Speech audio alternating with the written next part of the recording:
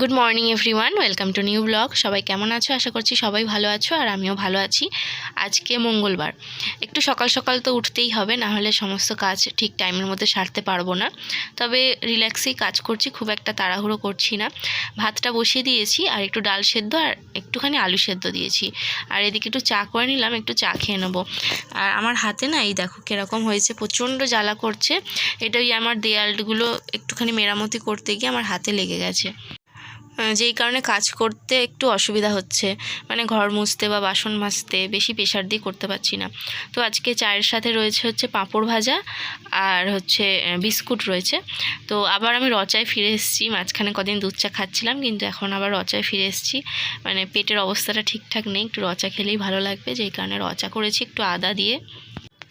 এই এখন একটু খেয়ে নিলাম, আবার ছেলেকে স্কুলে দিয়ে আসার পর তারপর এসে রিল্যাক্সে খাবো। তো 11টা বেজে যাবে তখন ব্রেকফাস্ট করতে, তো ওই জন্য একটু চা খেয়ে নিলাম। ছেলেও একটু খাবে আর আমিও।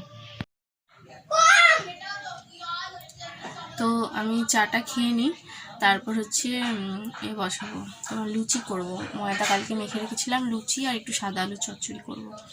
আমারও খাওয়া হবে আর ছেলেকে দুটো দেবো টিফিনে।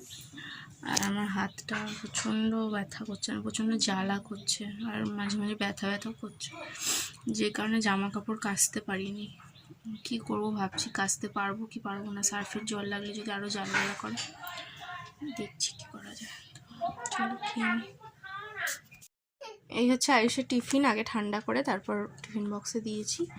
তো যতটা খেতে পারবে খাক। আমি চেষ্টা করি ঘরের খাবারই দেওয়ার। কেক বিস্কুটটা আমার খুব একটা পছন্দ না, কেননা বাড়ি আস্তে আস্তে 4টে বেজে যায়। আর কেক বিস্কুট খেয়ে থাকলে না আমার মনে হয় গ্যাস হয়ে যাবে, তখন আর পেটও ভরবে না।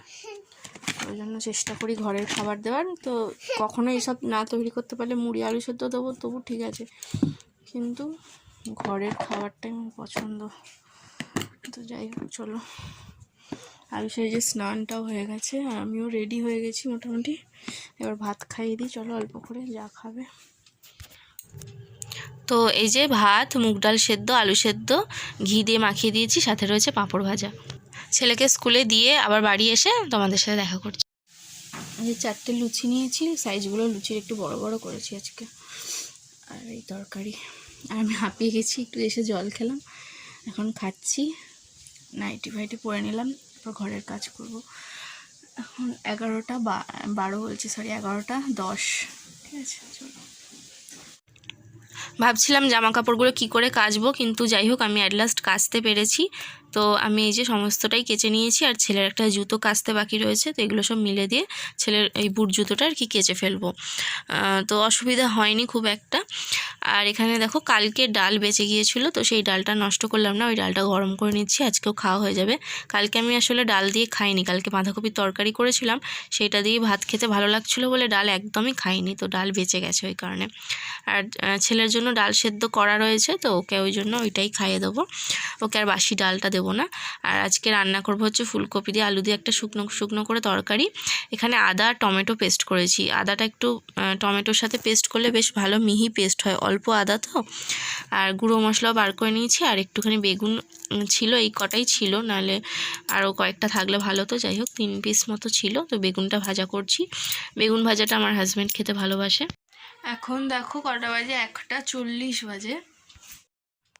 তো আমার হচ্ছে কাজবাজ সব হয়ে গেছে, আমি এখন লেপের ভেতরে ঢুকে পড়ছি। মানে বাসনও মাজা হয়ে গেছে, তবে কড়াটা ঘষে ঘষে মাজতে পারিনি, এই যে হাতে লেগেছে, তো ওই জন্য শুধু হালকা করে কড়াটা ধুয়েছি, দাগ লেগে আছে। আর কদিন পর একেবারে ভালো করে ঘষতে হবে, কিছু করার নেই। তো যাই হোক আমি এখন লেপের ভেতরে ঢুকে পড়ছি। আর আয়ুষকে আনতে যাওয়ার আগে আমি স্নান করে রেডি হয়ে একেবারে যাব। আর যাবো যখন না খুব গরম লাগবে, তো স্নান করে গেলে তখন ভালো লাগে, তো ওই জন্য এখন আর স্নান করছি না। তো এখন একটু লেপের ভেতরে ঢুকে পড়বো, আর ওই এডিটিং করব ধরো, বা ফোনে কিছু দেখবো, এইসবই করবো। ঠিক আছে, চলো। ছেলেকে যে আমি খাওয়াই নিয়ে আজকে, ও স্কুল থেকে আসার পর ও নিজেই ভাত খাচ্ছে আর কি। তো আমি না ওই ডালের যে ঘুটি হয় ওইটাতে করে মুগ ডাল সেদ্ধ আর কি করেছিলাম, তো বেশ ভালোই হয়েছিল। আমি আবার চিন্তা করছিলাম মুগ ডাল তো সেদ্ধ হতে একটু সময় লাগে, মুসুর ডালের মতো তাড়াতাড়ি হয় না, কিন্তু দেখলাম যে না, ভাতের সাথে বেশ সুন্দর মিহি একদম সেদ্ধ হয়ে গেছে। তো ওই দিয়ে আর একটু ফুলকপি তরকারি আর পাঁপড় ভাজা ছিল, এই দিয়ে দিয়েছি, ছেলে খেয়ে নিচ্ছে। আমি খাওয়াতে পারলাম না, আমার হাত কেটে গেছে, এত জ্বালা করছিল, আমি নিজেও ভালোভাবে আজকে খেতে পারিনি, ওই কোনো রকমে চামচ দিয়ে খেয়েছি। তো আমি এখানে সবজি টবজি কাটছিলাম, জায়গাটা এখনও পরিষ্কার হয়নি, এবার করে ফেলবো। তো আমাদের আগে দেখিয়ে দিই। তো কালকে হচ্ছে খিচুড়ি করব, গোবিন্দভোগ চাল এনে রেখেছিলাম, তো সেইটা দিয়ে খিচুড়ি করব, যেহেতু নিরামিষ খেতে হবে। তো এক এক দিন এক একটা তো খেতেই হবে, কি খাবো, ওই জন্য ভাবলাম তাহলে খিচুড়িটা ভালোভাবে খাওয়া যাবে। তো বিনস, গাজর আর ফুলকপি এগুলো কাটতে একটু সময় লাগে। কালকে আমি মাকড়দা স্কুলে যাব, তো সকালে কাটতে বসলে আমার লেট হবে, প্লাস আমার হাত কেটে গেছে, তো একটু সময় লাগছে, ওই জন্য আরও কেটে নিলাম। আর একটু ফ্রিজে ঢুকিয়ে দেবো, শীতকালে ফ্রিজে না রাখলেও টিফিন বক্সে করে রাখলে ভালো থাকে, বাট আমাদের একটু ইঁদুরে উৎপাত করে বলে আমি ফ্রিজে ঢুকিয়ে দেবো।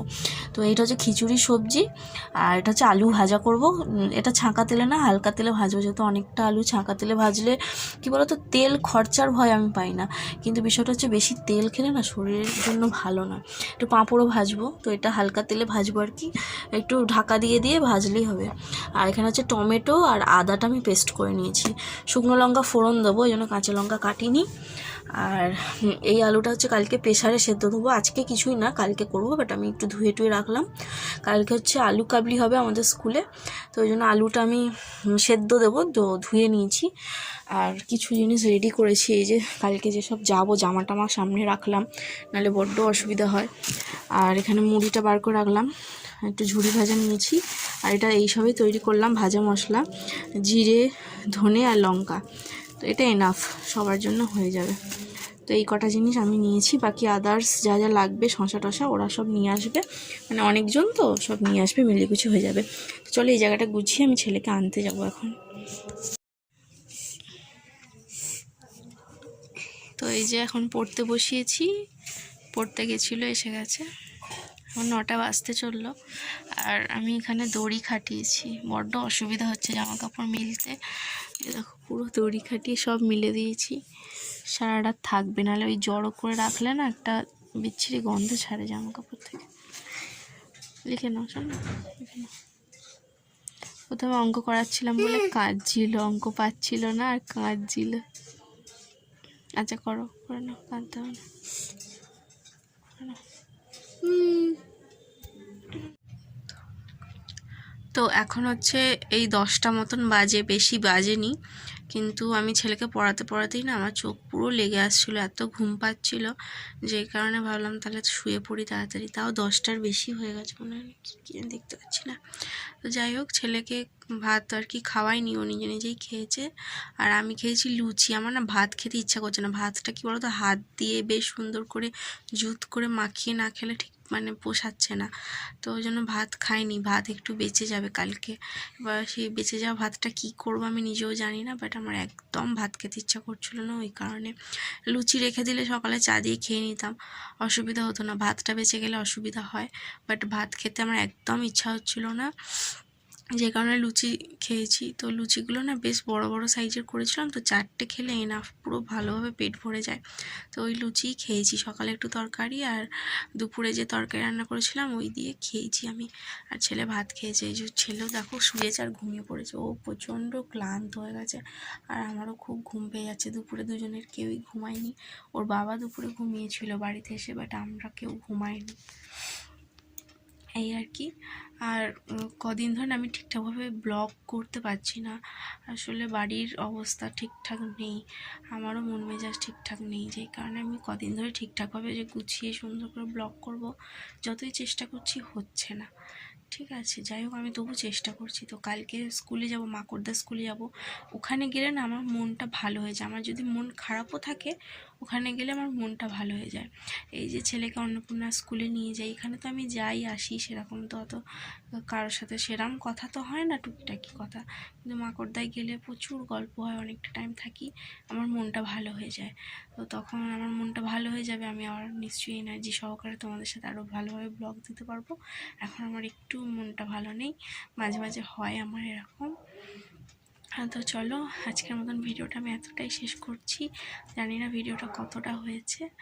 তো আর হ্যাঁ, ভিডিওটা এডিটিংও ঠিকঠাক টাইমে করতে পারছি না, সরি, পোস্ট করতেও দেরি হচ্ছে, তো কেউ রাগ করো না, ঠিক আছে। চলো গুড নাইট, আমার খুব ঘুম পেয়ে গেছে, টাটা।